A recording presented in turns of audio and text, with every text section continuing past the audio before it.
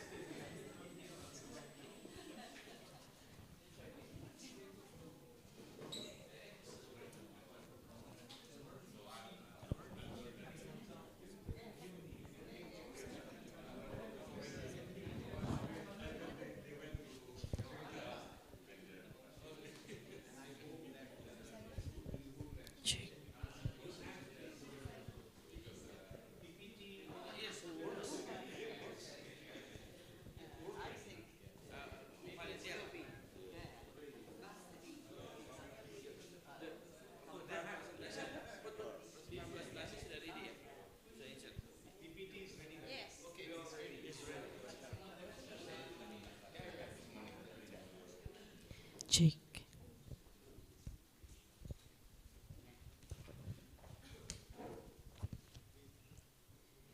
Good morning and salam Budi Luhur. The Honorable Professor Dr. Da Yong Hong, Dean of College of International Studies, Institute of Area and International Communication Studies, Shenzhen University of China.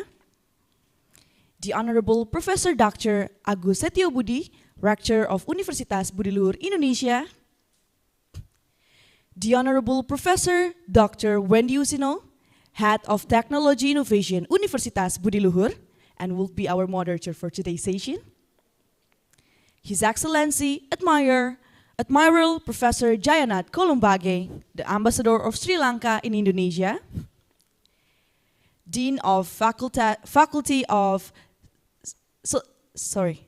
Social Science and Global Studies of Universitas Budi Luhur, and the entire academic community of Universitas Budi Luhur, distinguished ladies and gentlemen, welcome to Universitas Budi Luhur.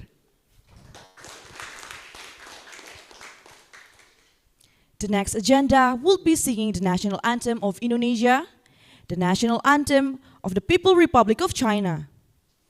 Ladies and gentlemen, please rise.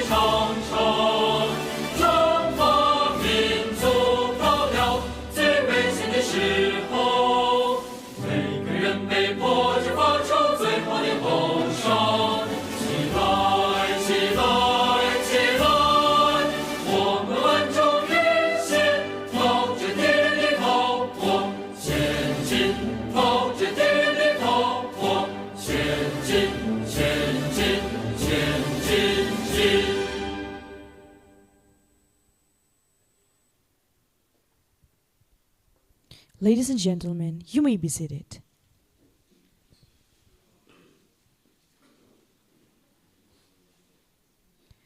Now, we will see together the company profile of both Universitas Budi Luhur and Shenzhen University of China.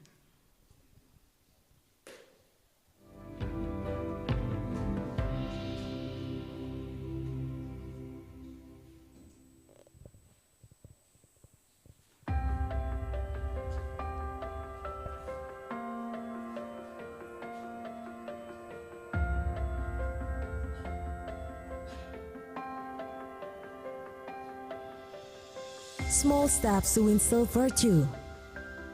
Garner's achievement moves forward towards transformation in attitude and self-knowledge, igniting the passion to learn and grow, to contribute in national development. Together with Universitas Budi Luhur, bring forth the inner potential with the spirit of fostering intelligence and virtue. Universitas Budi Luhur has dedicated itself to education world with consistency and sustainability, with the pledge to educate and promote virtuousness. The icon of Universitas Budi Luhur, the combination of human and computer, is in line with the Industrial Revolution 4.0, in which human and computer collaborate as partners in technology. Universitas Budi Luhur is committed to institute innovations, technology, digitalization, and learning enhancement by applying Merdeka Belajar curriculum that has been implemented through internship, rural development, student exchange, and independent study. Universitas Budi Luhur takes active role in improving the life of the society and in social activities at global level by advancing the research that results on rigorous and perpetual positive social impact. Universitas Budi Luhur provides various supporting facilities: classroom, theater, library, laboratories,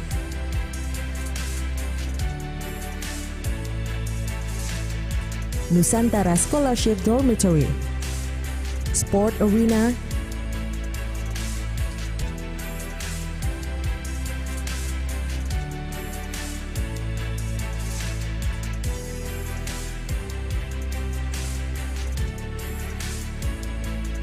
and top faculties for career development in Indonesia and in international world. The entrepreneurial spirit has become the vision of Universitas Budi Luhur, implemented by nurturing young entrepreneurs with negotiation skill for management level in order to create graduates fit for future challenges tailored with excel qualification and professionalism in its field. Universitas Budi Luhur has established cooperation with 101 higher education institutions at national and international level. With excellence in service, Universitas Budi Luhur is internationally certified for quality control. Since 2012, Universitas Budi Luhur has internalized the Green Campus concept in its conduct through Budi Luhur Goes Green and Green Campus, campaign on planting trees, and the waste management including for papers and leaves that are full facilitated inside campus area and supported by Budi Luhur Cakti Education Foundation through its waste bank.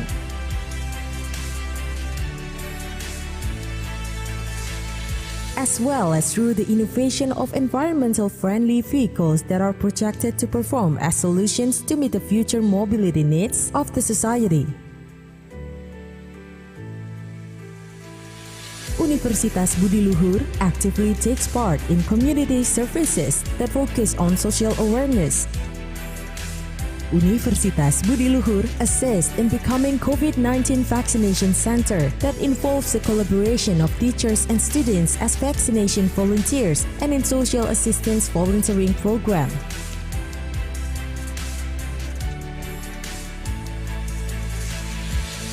Salam Budi Luhur. Wujudkan mimpimu jadi kenyataan, kumpulkan keberanianmu, gapai cita-cita bersama Universitas Budi Luhur. Perguruan tinggi IT pertama di Indonesia yang mengedepankan pendidikan berwawasan global, berbasis kewirausahaan, teknologi, dan cerdas berbudi luhur. Universitas Budi Luhur telah mengabdi pada dunia pendidikan tinggi secara konsisten dan berkelanjutan, dengan semangat mengemban tugas pencerdasan bangsa dan mengasah keluhuran budi. Universitas Budi Luhur berkomitmen terdepan dalam inovasi, teknologi, digitalisasi, dan pengembangan pembelajaran. Salam Budi Luhur. Together with Universitas Budi Luhur, let's take a part as Blue Citizen. the future generation that proliferates intelligence and virtue. Universitas Budi Luhur, the intelligent and virtuous generation.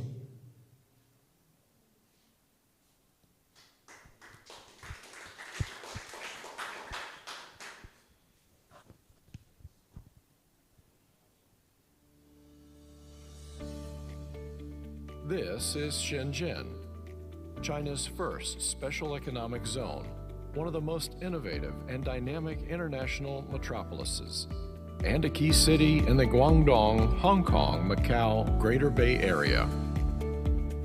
This is Shenzhen University, founded in 1983, growing with the legendary city.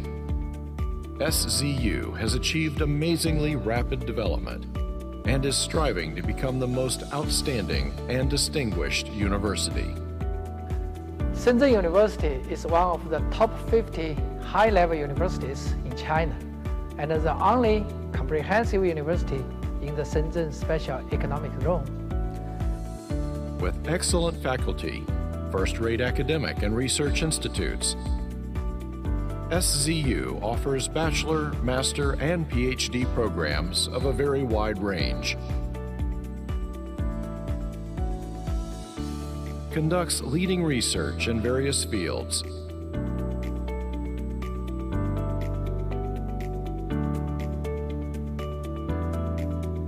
And actively cooperates with high-tech enterprises in Shenzhen for technology transfer.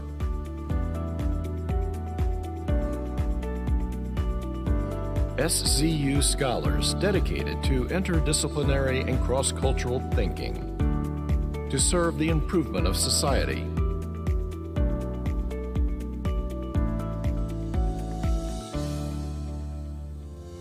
To seeking solutions to the challenges facing humanity.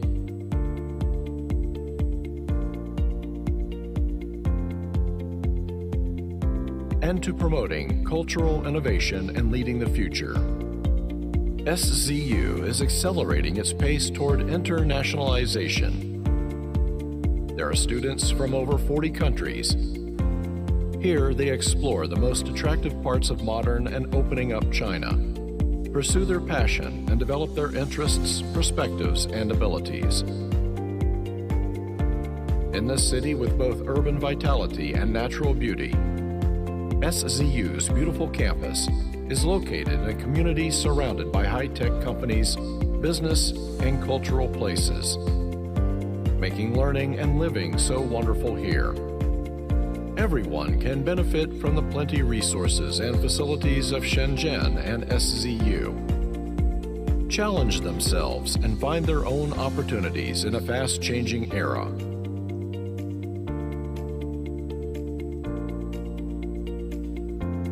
We constantly renovate ideas and methods to provide high-quality and effective education.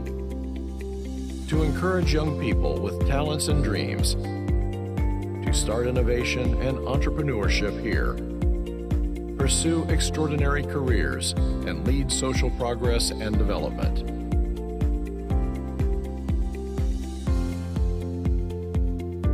SZU alumni have established dozens of innovative companies with significant influence, the most famous of which is Tencent.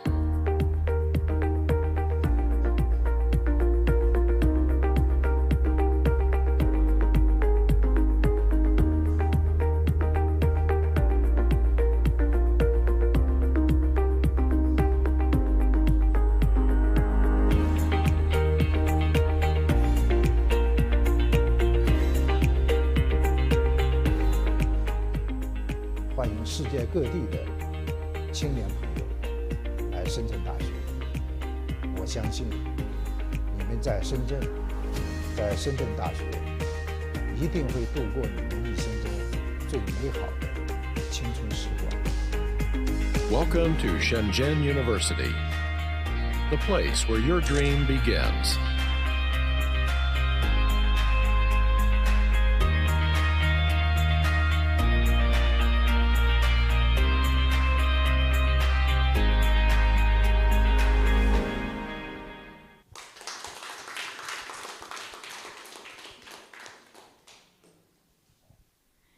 Ladies and gentlemen, to open the forum today, we would like to invite the Honorable Rector Agus Setio Budi to give us some remarks. Mr. Agus, the floor is yours.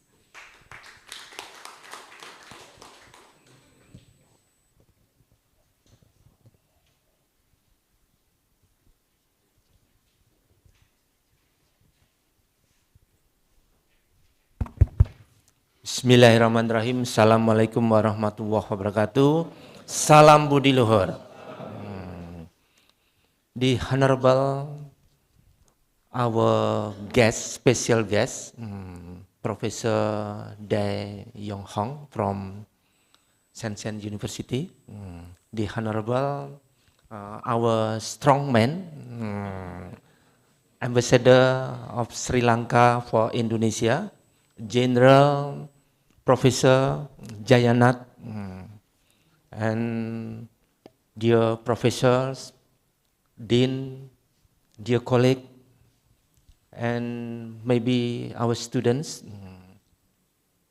good morning and welcome to Indonesia. Universitas Budi Luhur was established since 1979. We have 5 faculty with 19 program studies. And our university have decided to become applied science university. And I think all of the audience in this room agree that the key success for or to become applied science university is collaboration. That's why today, this morning, we are curious to know the international public lecture from Shenzhen University and also from Universitas Budi Luhur. We have Professor Wendy Usino and we have also Prof. Dae Yong Hong. And maybe they will deliver special topic this morning. And please, I also want to know what they talk about, and I think it will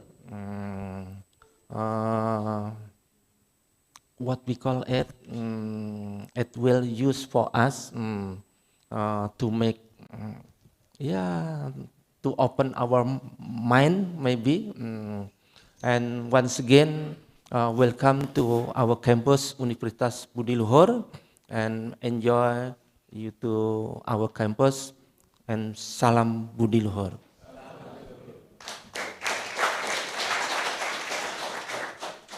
Thank you for your kind words, Mr. Agus. And with that, I will inform you guys that we are so sorry for the company profile of Universitas Budi Luhur that we showed. That was the old one. And because we have rearranged the structure of the university from the former rector, which is our dearest Mr. Wendy, to the Honorable Mr. Agus. Yeah, and that's for the information. We will continue, and we would like to invite. Now we would like to invite His Excellency Mr. Ambassador Jayanat Kolombage, the Ambassador of Sri Lanka in Indonesia. Mr. Ambassador, the floor is yours.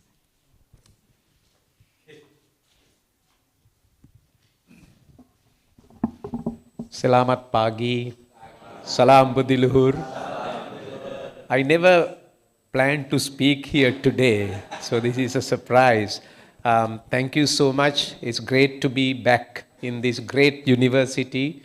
I admire a lot. Budi Luhur University is very close to our heart, and during the last year, we worked a lot together.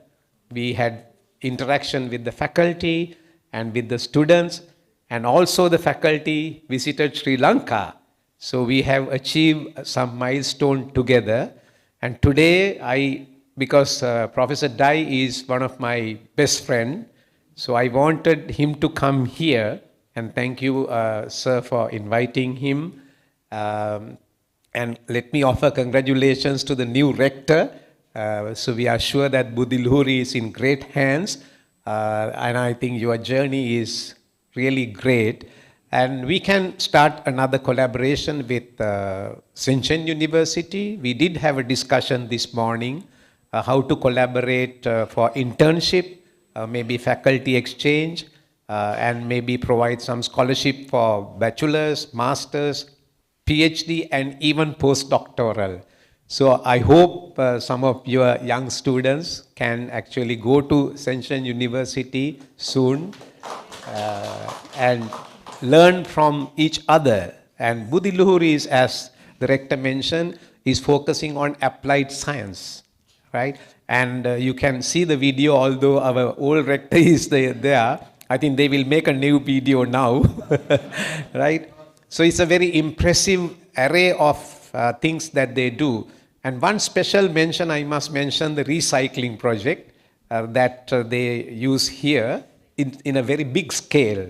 And they recycle everything, and they make beautiful things out of recycled materials. And I still have a few bags at home, very useful. So I wish all the best to you, everyone. I'm so happy. Thank you very much for inviting me. It's like coming home back for me. And I'm so happy my friend Professor Dai and his beautiful lady, they were welcome here. So let's work together for better understanding and mutual win-win cooperation. Thank you very much. Terima kasih.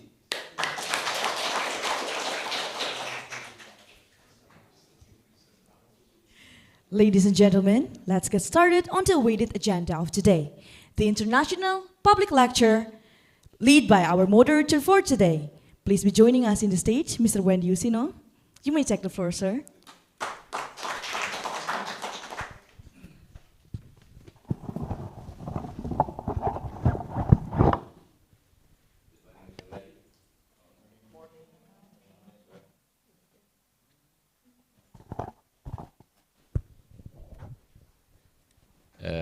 Salam Budiluhur. First of all, I would like to welcome our honorable guest, Professor Tai Yung Hon. Welcome, and Madam, welcome to University of Budiluhur. And my best friend, especially Honorable Excellency, Your Excellency, admire Professor Jayanat Kolombagi. Thank you for introducing us to Prof. Tai. Do I mention your name, pronounce your name right? Tai Yung Hon. Tai Yung Hon, right? Okay. This morning we will have a lot of information, knowledge from Shenzhen University, especially because you are coming here. Honorable Rector, Professor Agus, and Deputy, and all deans, head of the study program, and all lecturers and students, welcome. And we would like to have many information this morning. And I hope we will have a very good cooperation in the next future after we hear a lot from Professor Dai about the Shenzhen University. Please welcome Professor Dai.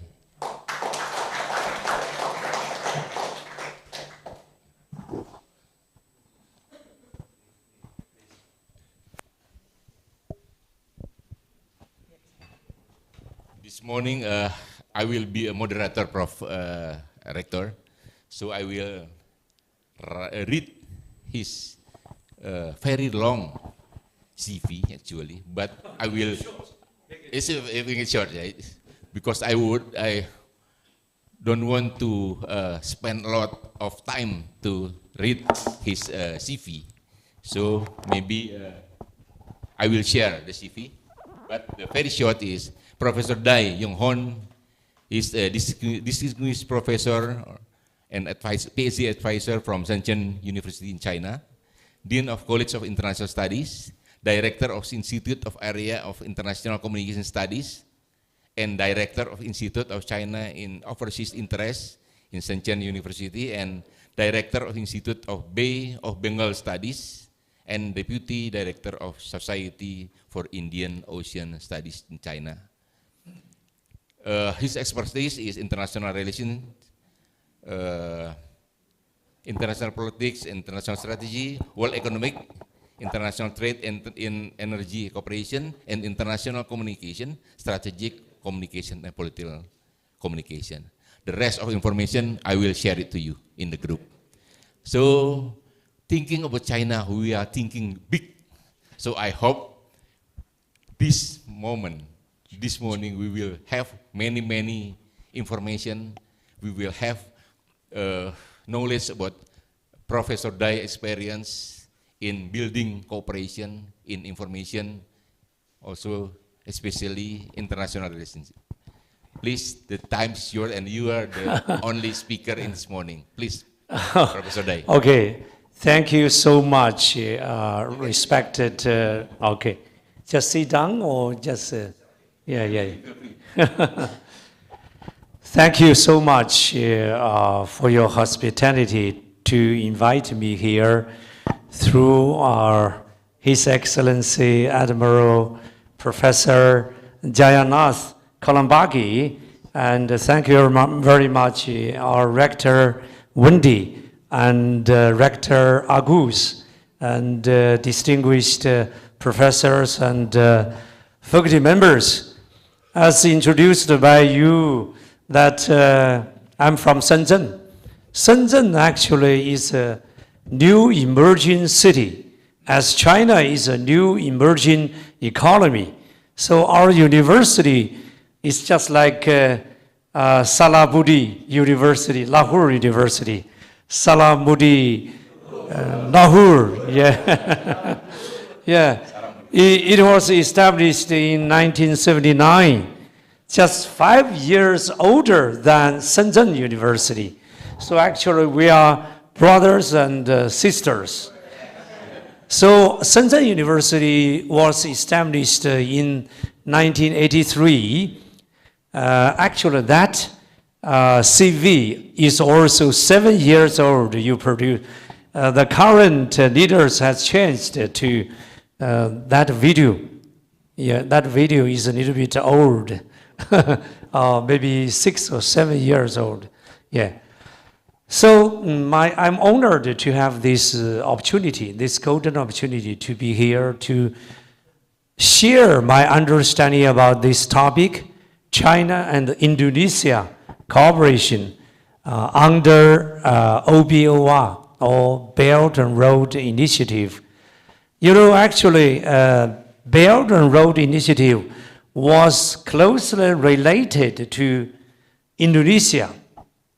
In the October of 2013, when President Xi Jinping visited your great country, Indonesia, he announced this maritime Silk Road in Bandung.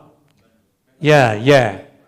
You know, and Indonesia, historically speaking and culturally speaking, has a close linkage with Chinese traditional culture and this Confucius, and also some cultural linkages in the history. So today my topic is mainly based on this background knowledge about the Belt and Road Initiative 10 years ago, because it was initiated in September and October, respectively, in Kazakhstan and Indonesia.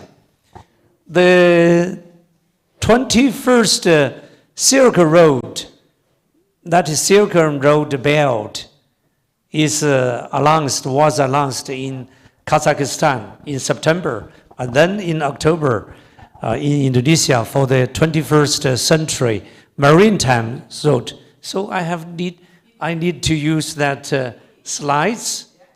So this BRI Silk Road Economic Belt and the Maritime Silk Road. So can I just control it? Use that pen? Yeah, I will finish it by 30 minutes. I share my understanding about this only by keywords or main ideas about my understanding of this BRI. This BRI. You just go next slide. 3 parts: background, visions, and action plans. And lastly, China-Indonesia cooperation in BRI, mainly from the perspective of Shenzhen municipality city, because I think Shenzhen can explore the great potential of cooperation with Jakarta and Indonesia a lot in the future, especially with the coming cooperation between our 2 universities. As you know, your university is famous for its applied science. And the Shenzhen University, even though it is a comprehensive university, but it has more emphasis on applying science and technology, as you may realize that many high-tech knowledge industries and listed companies surrounding our main campus, Shenzhen University. So students there have more opportunities to experience or to share the high technology and its practical appliance, you see. So next. So I just go over this quickly. China's initiatives to jointly revive the Asian Silk Road. The first one is from Xi'an and then to the Central Asia and to Russia and to Europe. And the Maritime Silk Road starting from Quanzhou and Guangzhou and the South China Sea to Malaysia and Indonesia to the Bay of Bengal Bengal. This is the Bay of Bengal. So Bay of Bengal actually covering 10 countries at least, including Indonesia, Malaysia, Singapore, and Thailand and Myanmar. And here, Sri Lanka and India, Bangladesh, Maldives, and Nepal, geographically speaking. Next. Yeah.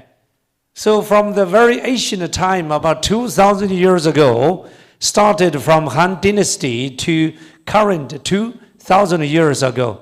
Next. Yeah. Over 2,000 years ago, our ancestors tracking across this. So we worked together to build the Silk Road, economic belt, and the 21st century maritime Silk Road, as I mentioned, okay. So in this period, we have this, okay, first one. We have this Silk Road spirits, which can be summarized as peace and cooperation, openness and inclusiveness, mutual learning and mutual benefit. That is called the spirit of Silk Road. Yeah. So next. The Northern Silk Road, the land, okay, we skip over. Yeah, the first one. Yeah. Next. Yeah, next. Yeah, this maritime Silk Road or Silk Road on the sea. You may see here is the Fujian province, Guangdong province. From here, 3 roads, Eastern Road and Southern Road. The Eastern Road to Japan and Korea, and the Southern Road from Fujian to South China Sea to Southeast Asia and South Asia, even as far as to the south coastline of Middle East and the east coast of African continent. Next. From here, we can see this, the Zhenhe's expedition, okay. They came to Southeast Asia, South Asia, and next. Yeah, next. And this is my hometown's Southern Silk Road. Starting is Inland Silk Road, a small branch of Silk Road on the land and on the sea. From my hometown, Chengdu, the hometown of giant panda. Yeah, and then southern to Kunming, Yunnan province, and then to Myanmar, to India and India Ocean. 3 Silk Roads. The Silk Road on the land, the Silk Road on the sea, the Southern Silk Road. Okay, next. And next. Now we come to 1978. That was the history. Now, starting from 1978, China adopted a policy of economic reform and opening door policy. Since then, China created another miracle. Within only 40 years, more than 40 years, is created a miracle. One of the miracles was Shenzhen. Shenzhen was a small fishing village in 1978 at the very beginning, close to Hong Kong. At that time, Hong Kong is a giant, the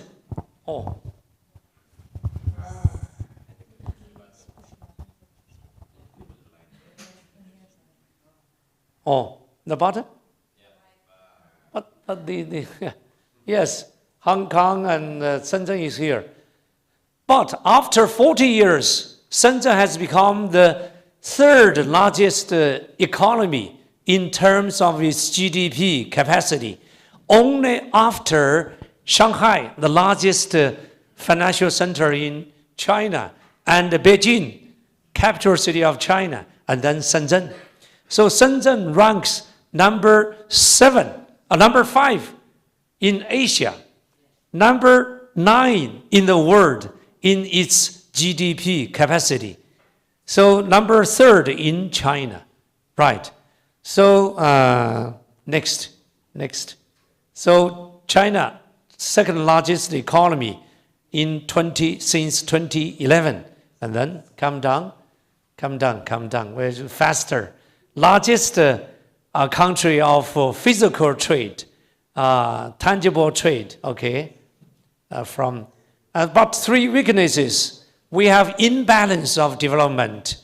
East and West, they are imbalanced. The eastern coast area and the southern east, including Guangdong, they are so developed. Guangdong is the largest economy in terms of provincial capacity. For example, this one, yeah, maybe next. This Guangdong's capacity. Yeah, Indonesia, sorry for that. And Hong Kong, this is Hong Kong. Something like this, yeah, in 2010 by British Economist magazine. Next, yeah. But we have challenges facing China, facing the world. In reality, we have development deficit. We have governance deficit. We have peace deficit, and this reality is that the gap between the rich and the poor needs to be narrowed next. So we need to recover from the world economic crisis in 2008, so in China. So next, we need to revive the old Silk Road. Only after 5 years later, from the 2008 to 2013. Next. So during his visit to Kazakhstan, President Xi Jinping sponsored the Silk Economic Road Economic Belt, and in the October of 2013, met your former president, right? And he sponsored this One Belt and One Road in the 21st century maritime. Yeah, next. So the action plans are 5 priorities. That is policy coordination, facilities connectivity, unimpeded trade and financial integration, and people-to-people band. These 5 connectivities from the policy and physical infrastructure, building and trade facilitation, and financial integration, and also people-to-people bond. That is heart-to-heart bond, just like we do today. Next. So we have these 6 economic corridors, 9 transportation roads. stretching from China's northeast and Mongolia and to Europe. This one is the southern part. That is China, Laos, and Thailand.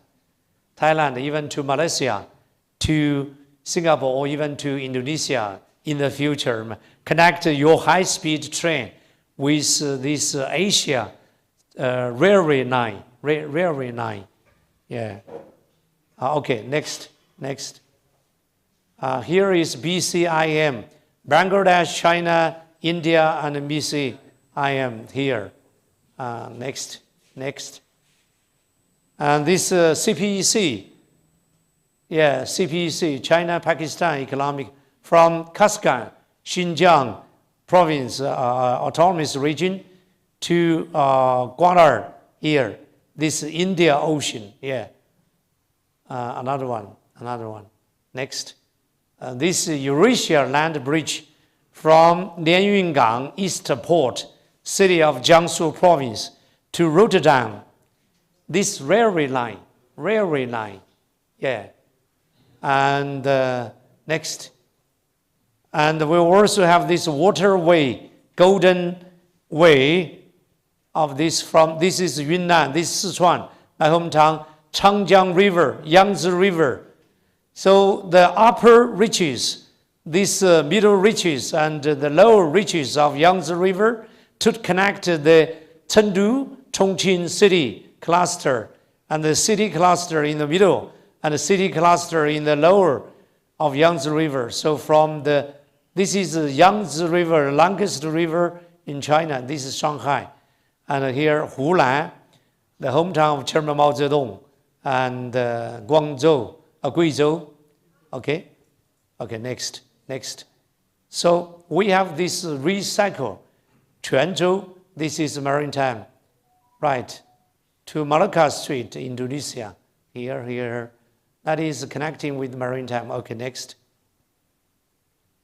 OFDI, outbound foreign direct investment, is coming to Indonesia, countries like Indonesia.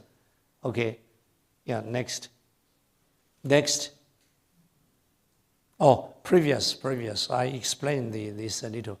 We have institutions building the AIIB, Asia Infrastructure Investment Bank, for infrastructure, just like the high-speed train in your country. The AIIB, sponsored by AIIB and the BRICS Bank. Now, Indonesia is a member of BRICS. Member? Going to be. Going to be. And SO, Shanghai Cooperation Organization, and Circle Fund, and the next. So we have made enormous achievements for the past 10 years since 2013. Deepened policy connectivity and infrastructure connectivity and trade connectivity and people-to-people connectivity and also financial connectivity. This is next. Summarize just the 3 parts. Achievements BRI has made in the past 10 years. Okay, next. First is hard connectivity to soft connectivity, extensive consultation, joint contribution, and shared benefits, openness and green integrity, and high standards of the well-being of the people and sustainability.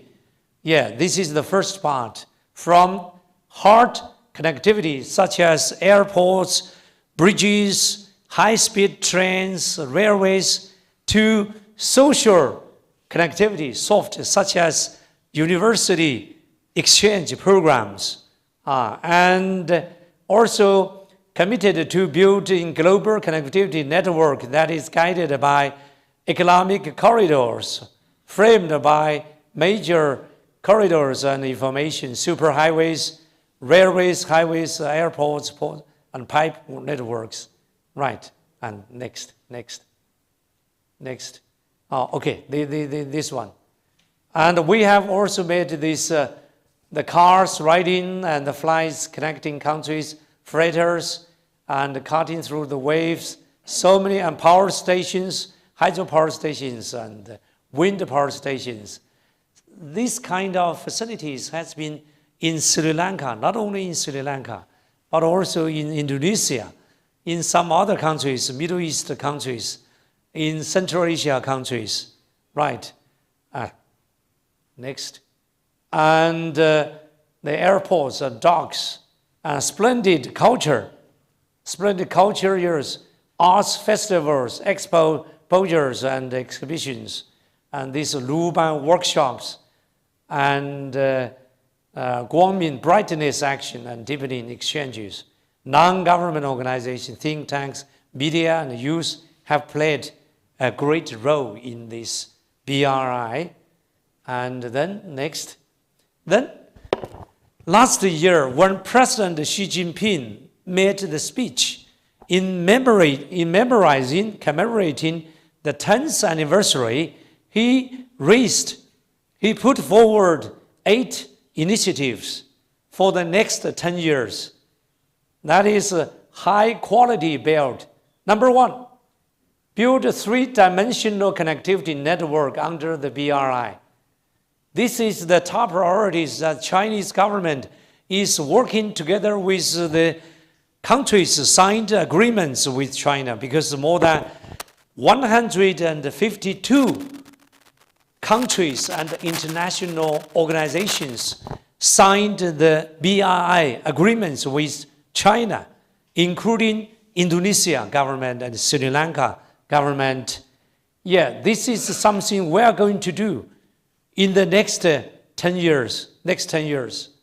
Yeah, so when we talk about cooperation priorities between China and Indonesia, we can follow this guidance. Yeah, even as we scholars in China and in Indonesia, we can work together to get some opportunities from this proposed projects. For example, this international transport corridor, China-Europe freight train, and of course we have Silk Road, Maritime Road, accelerate the construction of new land and sea roads and in the air, right? Next. This is first. Support the building of an open world economy. This is open world economy because still in the global, you have global studies center. So the world is not closed, even though USA is closing its doors to China, right? Or even to some countries that don't sell chips, high-tech products to China. But China can do it by self-alliance, maybe even better, even faster, maybe. Yeah, the more, this is open. Manufacturing sector will be lifted. China promised to lift all restrictions on foreign investment, and will hold the global digital trade exposure every year. The next 5 years, China's imports and exports are expected to exceed this. Okay, next. Carry out practical cooperation, to let the common people to benefit from this kind of projects, not the ruling party or ruling class, but the common people, ordinary people like us can benefit from this practical cooperation, okay? Next.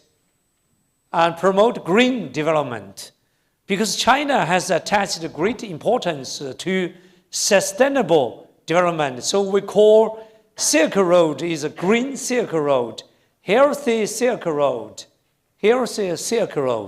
green Silk Road, right?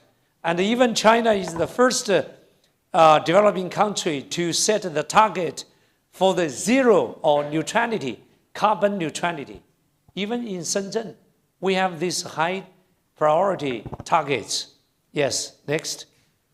And promote scientific and technological innovation. I think I strongly suggest that faculty members here, in Luhur to study this, because you can get, we can set up national programs between China and Indonesia. For example, jointly build with other parties to 100 in the next 5 years, support young scientists from other countries to come to China for short-term work. So from this, you can, for short-term internship, we can apply for this kind of practical and scientific and technological innovation programs.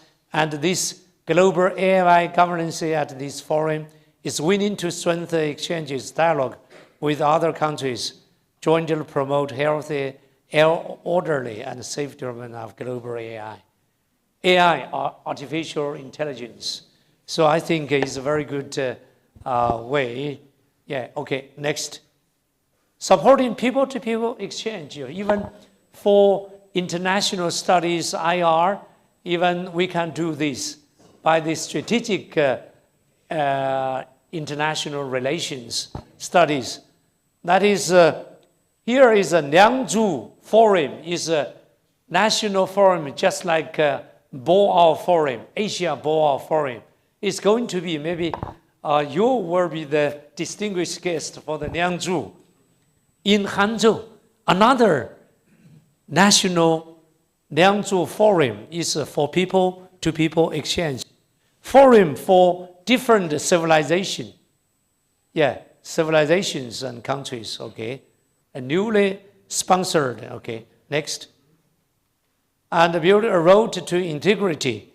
Integrity, that is standards and regulations and rules, building international organization, rules and organization. And then next one, the last one, improve the BRI cooperation mechanism just to improve the platforms in energy, taxation, finance, green development, disaster reduction, and this green development.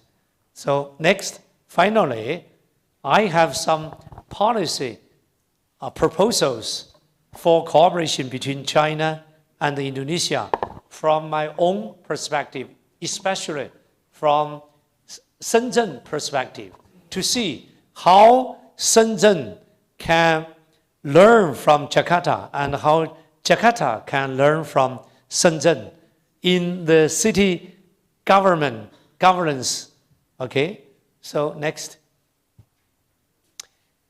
I think the first point is to use this BRI and other platforms to strengthen the construction of overseas investment network, because we can start from now to build this overseas investment network through our joint efforts, right? I can introduce, or Shenzhen University can introduce some potential partners to work with your partners in Indonesia or Jakarta through your efforts. So we have this one, because there are a lot of opportunities, especially this China and ASEAN, this export East China 16th East export, right? And through the Chamber of Commerce of both sides. Next. And implementation of enterprises service improvement projects to help Shenzhen enterprises and, this is by AI translation maybe. In India, Indonesia, the AI sometimes made mistake. When you see China and India in short term, Zhongyin, short abbreviation, that is that is, sorry for that. I cracked this. My flash disk driver I made that correction. Sorry for that. And also here they have one, right? Enterprises, Shenzhen enterprises, you see, they have something high technology, especially your rector, your physics, and your sociology. No, I'm IT. Oh, IT. Oh, IT, AI? Data science. Artificial chat GPT. Yeah. Chat GPT. Yeah. Even my son is a PhD candidate of AI in Peking University. He's studying for AI, get him ready for the cooperation in the future, maybe 5 years later. Yeah, okay. Okay, enterprises. And next, carry out complementary investment economic trade exchange, because you have your own advantages, and China and also Shenzhen have their own advantages. So we can make this complementary with each other to make it up, to maximize the advantage and minimize the disadvantage. That is my best hope for this cooperation in the future. For example, Huawei, CRP, and BYD, New Energy, and ZTE, these high technologies, and Tencent, right, Tencent. Okay, next, last. That is the last slide. Thank you so much. As time is limited, okay, thank you. Thank you very much, Prof. Dai, for very impressive presentation you give to us, to the audience. Now, I would like to try to make a summarize, very small summarize about your presentation. You present about setback from very thousand years ago, that Six Road is already established since 3000 BC.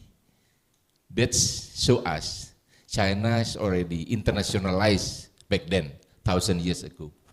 And then now, China would like to revive the Six Road in 3 ways: land, sea, and air, right?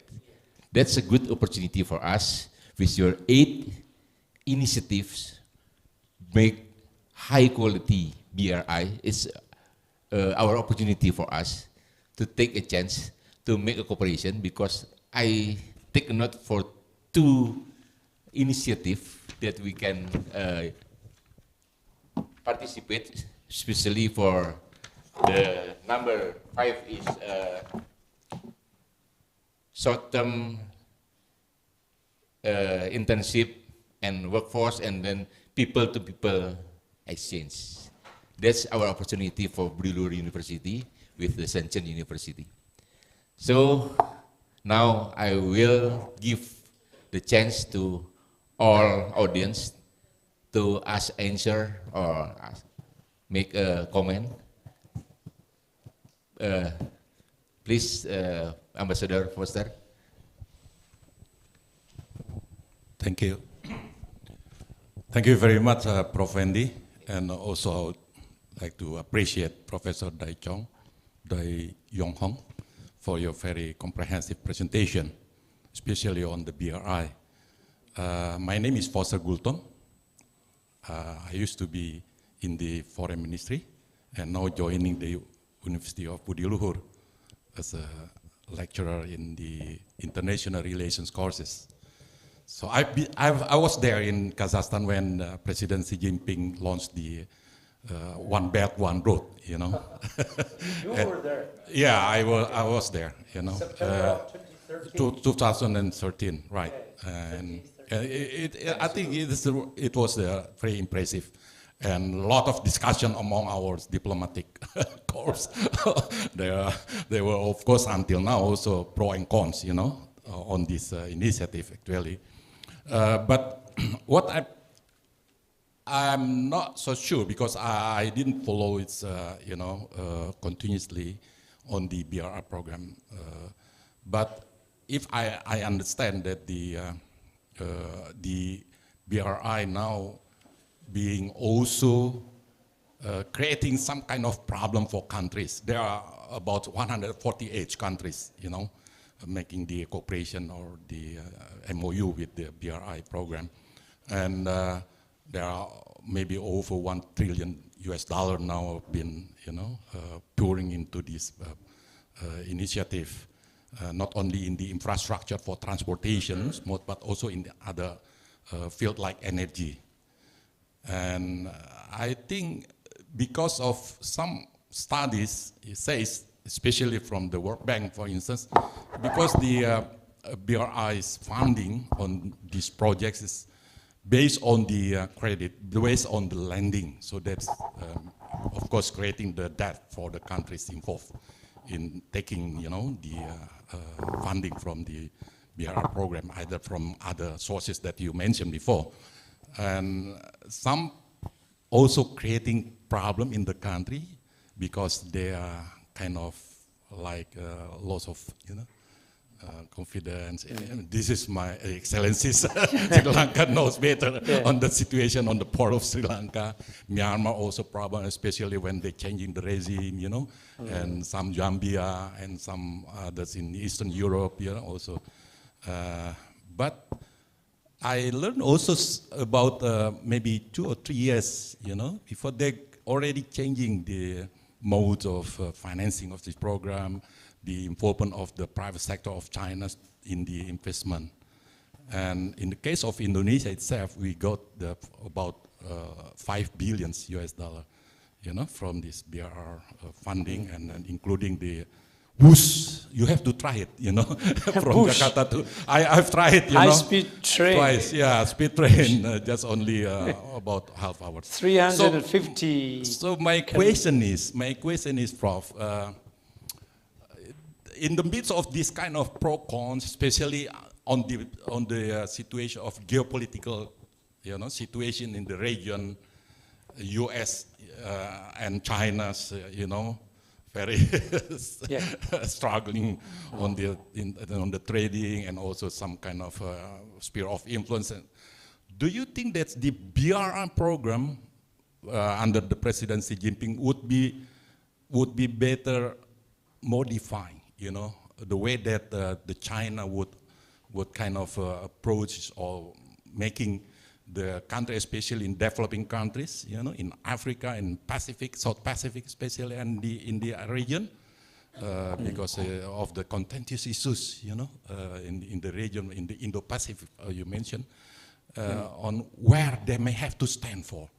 Sometimes like Indonesia itself, they may change it. Now we have a kind of campaign, for the president election. They would have in their mind whether they will look at the China or would like to look at the other Western of the situation. And thanks God, Indonesia have the independent and active foreign policy, So, so I would like to have your opinion on that as you're mastering in BRI for the futures, program of BRI and changing the situation under the geopolitical aspect on that. Thank you very much. Okay. Thank you very much for your questions. Very good question. And it is a common question raised by many scholars and officials during our trip in the world, actually. I have 3 points to clarify. First, the intentions of Chinese BRI actually are very simple. Joint consultation, joint building, and joint benefits. These are the 3 primary thinkings or policy intentions to this BRI, because we are not only working with our neighboring countries, but also working with some countries far away in African continent, in Latin American continent, even in the well-developed continent in European countries. So joint consultation, joint building, and joint benefits are the 3 primary intentions of Chinese government.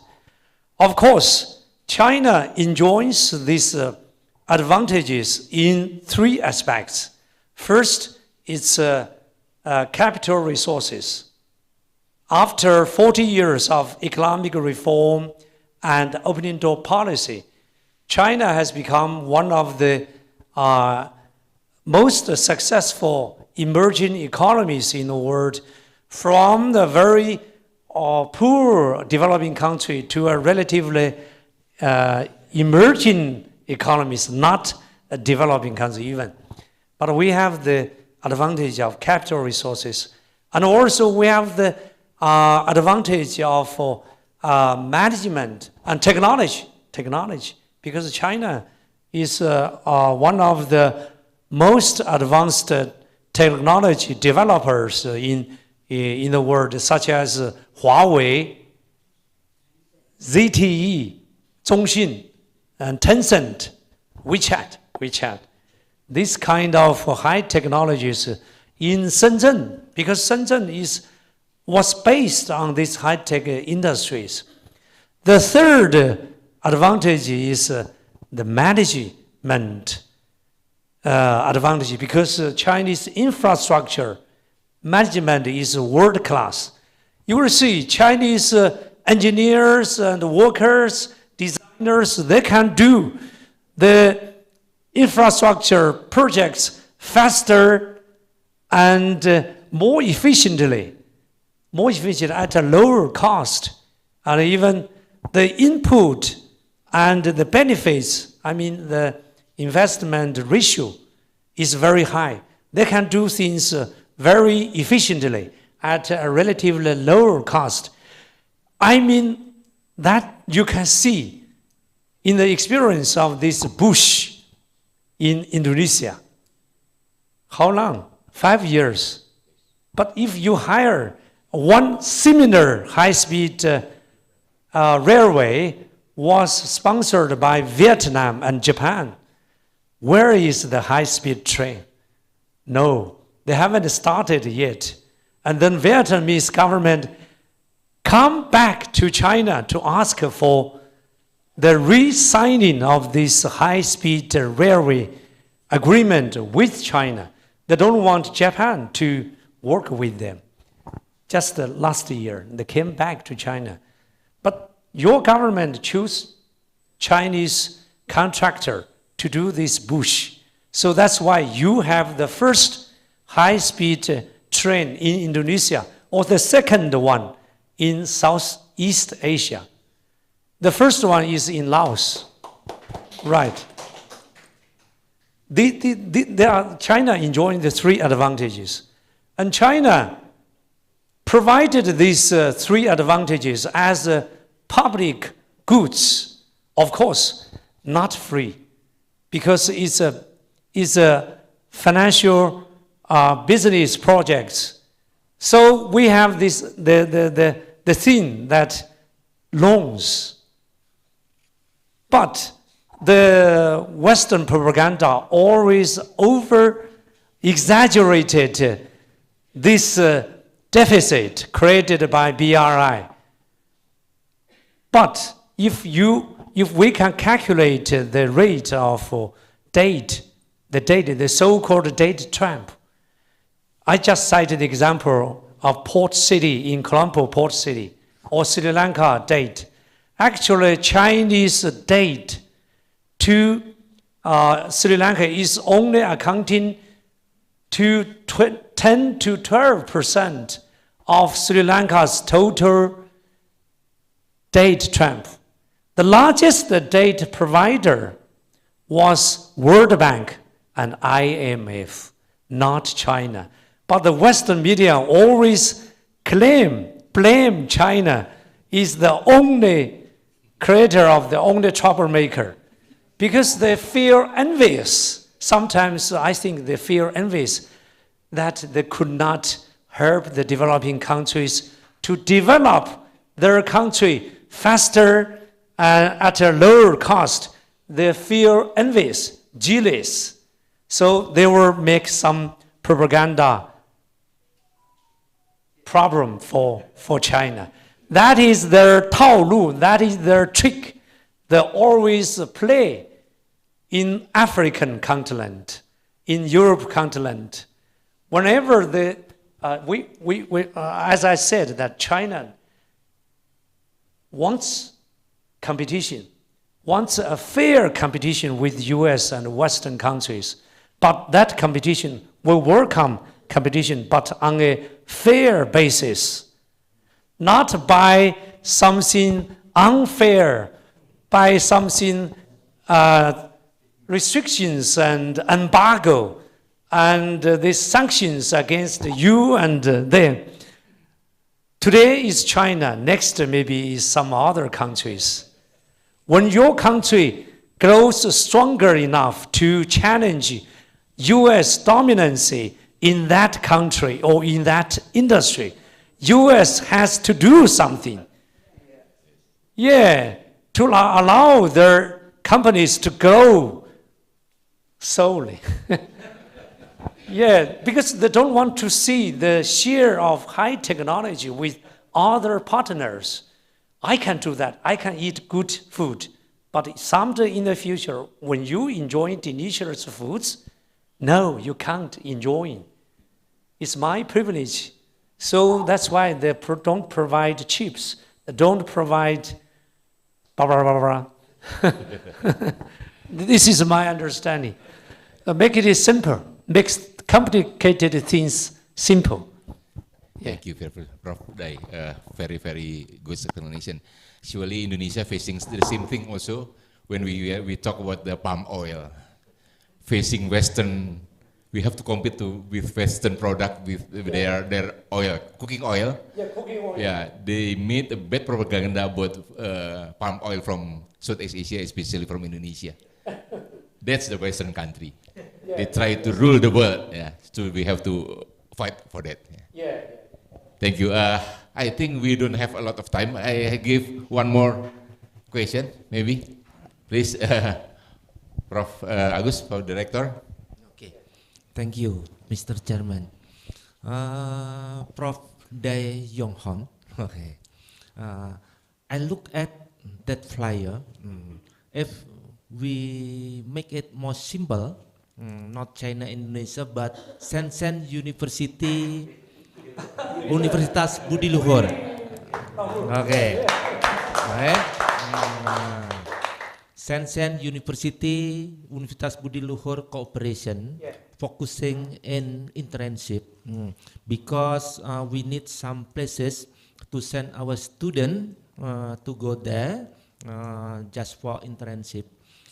In your opinion, do you think it is possible to send our student, let's say, to Huawei?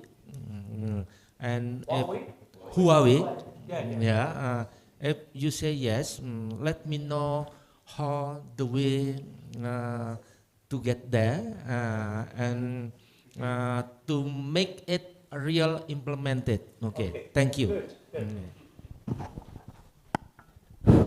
Okay, thank you, Rector Agus. A very wonderful and constructive proposal to connect Shenzhen University with Budi Luhur, Budi, Salu Budi Luhur, Salah Budi.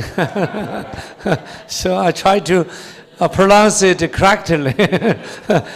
So we have different kinds of cooperation with overseas universities, from the internship to the bachelor degree program, master degree program, and the PhD program, even postdoctor program.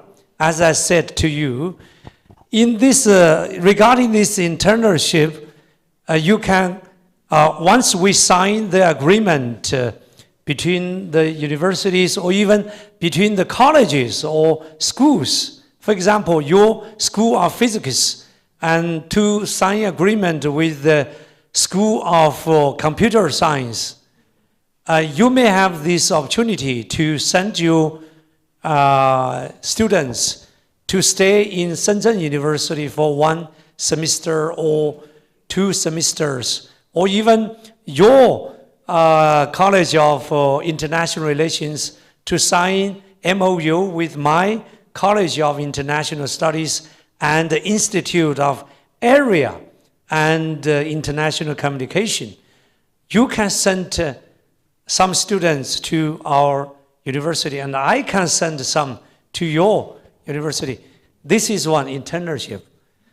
Another thing that we are proposing this master degree of area studies and the PhD degree of international communication.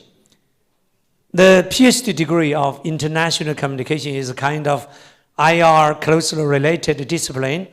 You can apply my positions under my supervision, because now, so far, I have admitted more than 13 international PhD candidates under my supervision, my team. Yeah, from Pakistan, Nepal, India, Morocco, Brazil, Mexico, and Germany. I have one PhD candidate from Germany, Brazil, the BRICS countries, to study there for 3 years, or at most 4 years, with a full scholarship from Chinese government and Shenzhen city government. This is a PhD, and every month you can get paid about 4,000 RMB per month.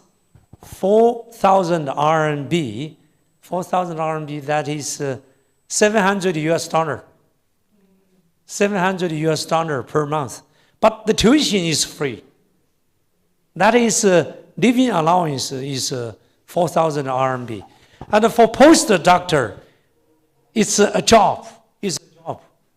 Like a job is about 360,000 RMB annually. So if including the supervisor's allowance, you can get 400,000 RMB. That is 40,000 US dollar annually, your annual salary.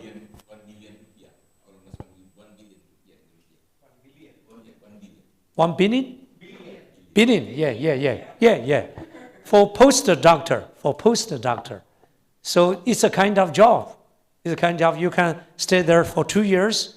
After 2 years, you can choose to stay in Shenzhen when you get a job, and you come back to contribute to your university and your country.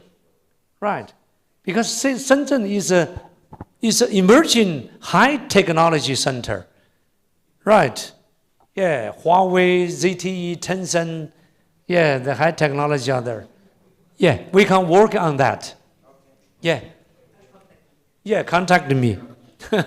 So maybe next time, I will come next time to bring more university leaders and representatives from different colleges and schools. And of course, my dear ambassador, and sign MOU. Okay.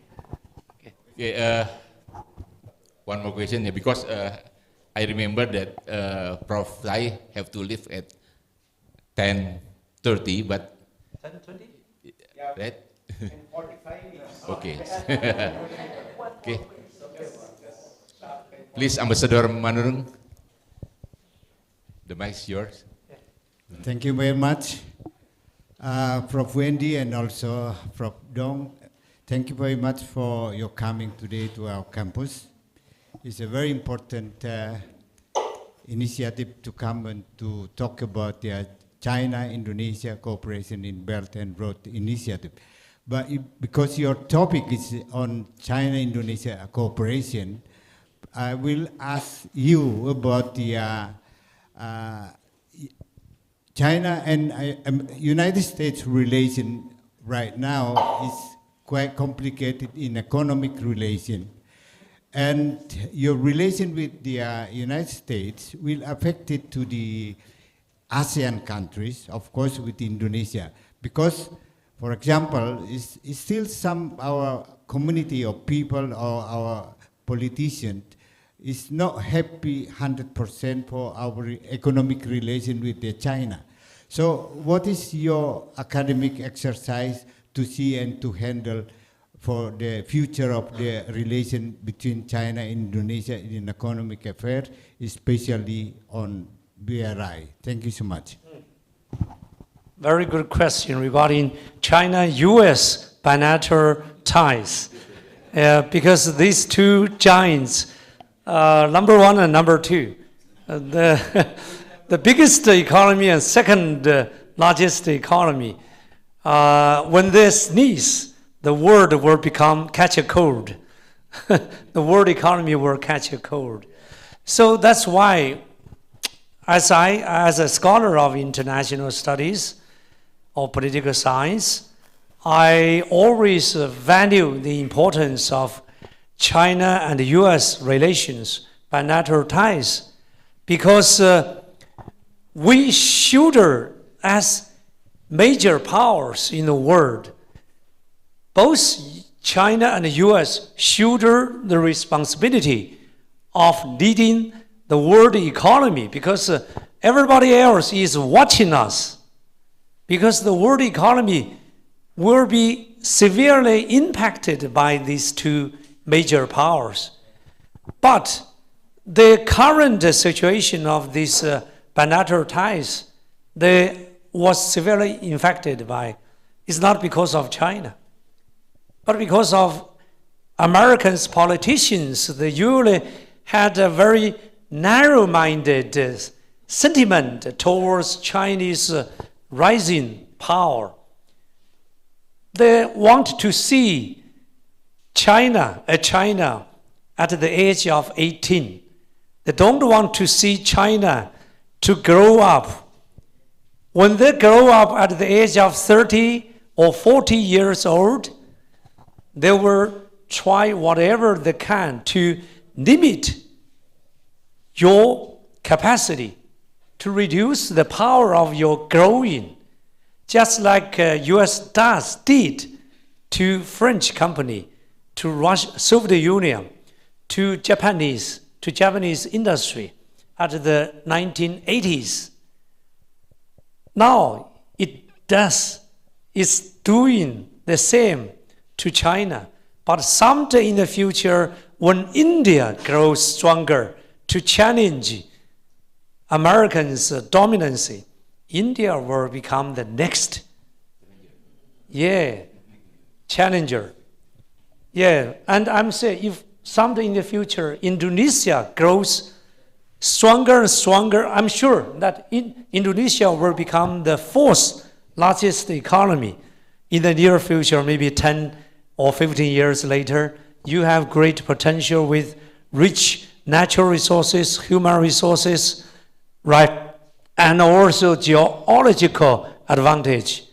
This sea power, you are going to build, you have your Indonesia dream, we have our Chinese dream, that then maybe US will do the same to Indonesia in some industries, right? Industries, just like you mentioned, maybe agriculture, agriculture sectors, right? So I think that do yourself, DIY, do it yourself, become self-reliant. That is the way to of course, China wants to help our neighbors, just like your high-speed bush.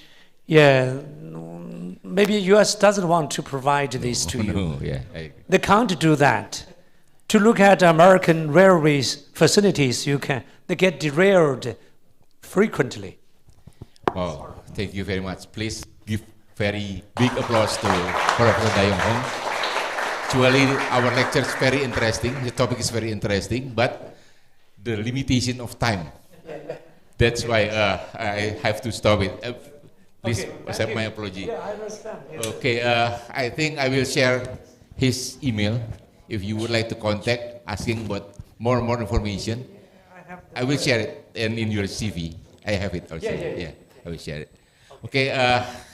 Again, thank you very much, Professor Dayong Hong, for your very great lecture this morning. I think many questions will be asked if I let them to ask, but since the limitation of time, so I will close with one rhyme or poem for you as appreciation from Budiluhur University for your lecture. I start the rhyme or poem with poem or rhyme. Xinjiang is famous with the people of Uyghur. Their main meals including bread.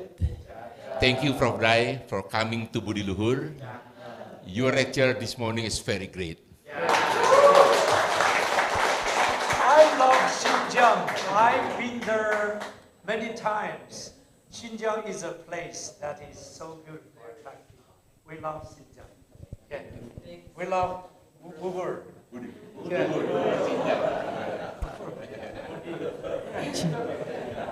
Every ethnic groups in China. Okay. Thank you very much, Mr. Wendy Usino, and also to Mr. Dai Young Hong. May all that be said be useful and remain for everyone. And that is very useful for us as international relations students. Thank you so much, Mr. Dai Young Hong. Thank you for the beautiful wife lady over here.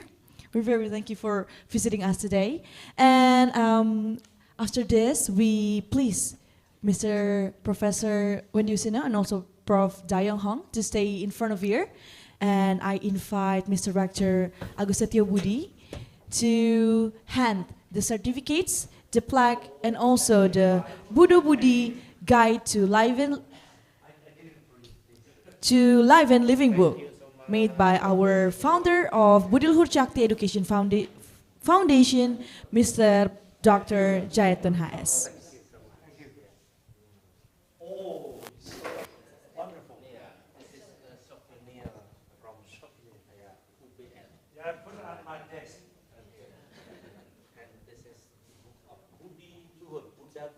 Yeah, Buddha Budi. Yeah, Buddha. Yeah, I find this this mosque and cathedral stay harmonious. You can learn from this book and to become and you will have berbudiluhur. Yeah, Budi. Maybe you can take a photograph. Okay. Yeah.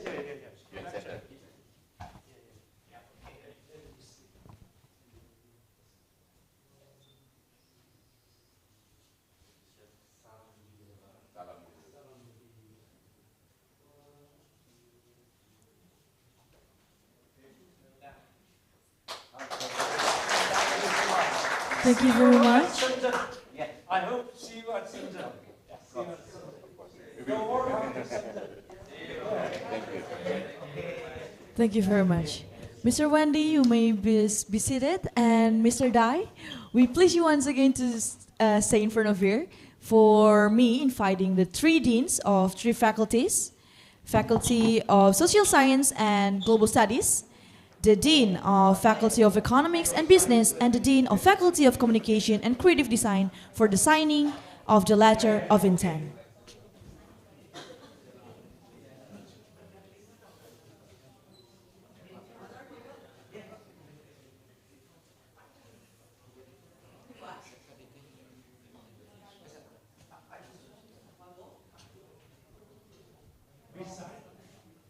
Oh, it's faster and efficient. It's like a speed of economic zone. Like the speed of push.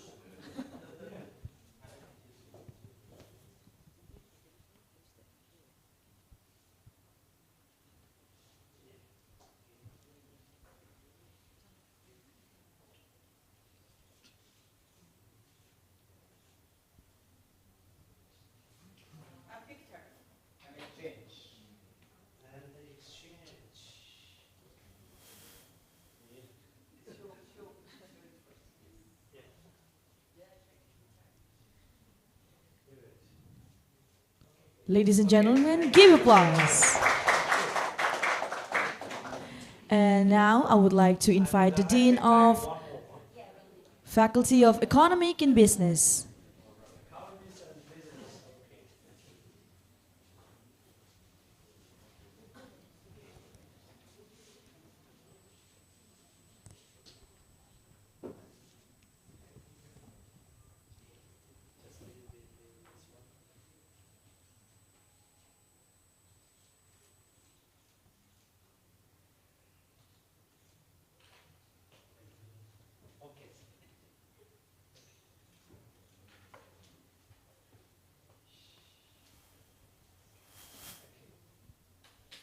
Give applause, ladies and gentlemen. Thank you. My PhD major is world economy, economics. Yeah, my bachelor major is English literature, English language, and then master of foreign trade, PhD. Next. I would invite the Dean of Faculty of Communication and Creative Design.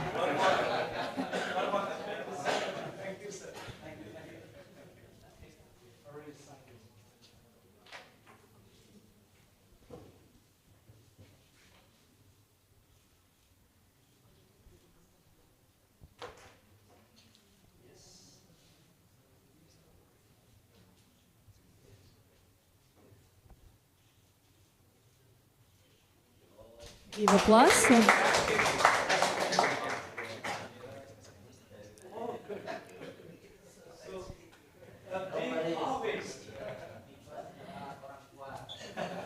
Thank you so much. Professor Da, you may please be seated.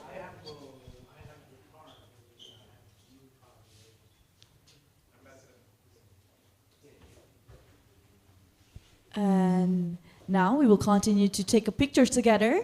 So I would like to, the cameraman.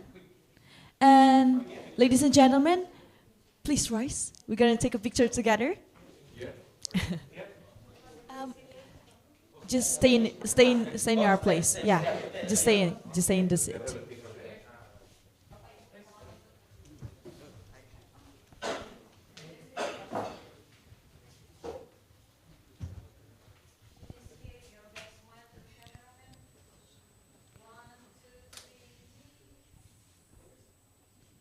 Salam Budi Luhur. 1, 2, 3.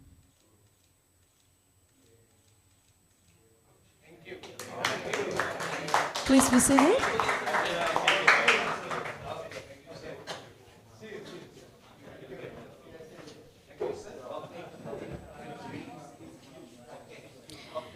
Ladies and gentlemen, by that, the International Public Lecture, China-Indonesia Cooperation in Belt and Road Initiative has come to an end. On behalf of all parties that in charge at the university, I apologize if there are mistakes and shortcomings in today's event. We give the warmest thanks to the honorable guests and also the speakers. I take my leave. Have a good day and salam Budi Luhur.